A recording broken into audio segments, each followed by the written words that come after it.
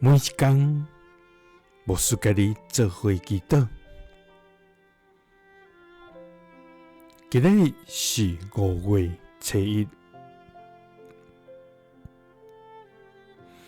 以赛亞書29章19節安尼講：謙卑的人，要因為耶和華來加添因的歡喜；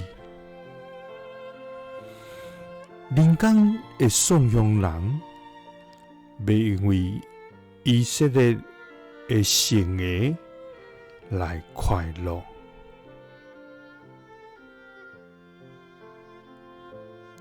三個來祈禱，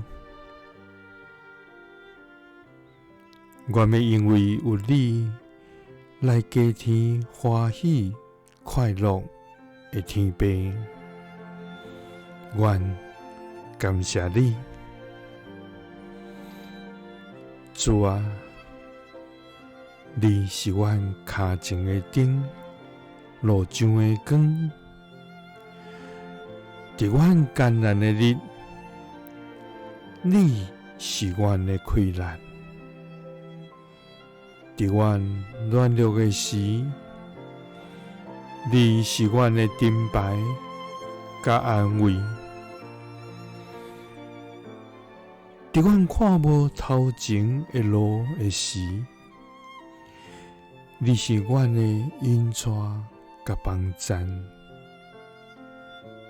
主啊，你的信息每早起攏是新的。主啊，你的慈愛永無改變。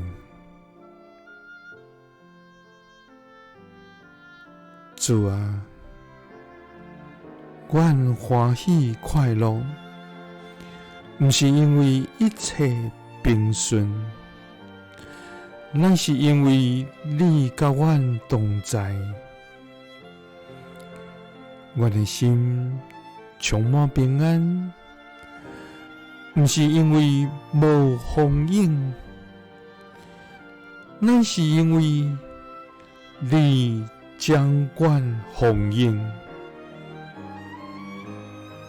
主啊，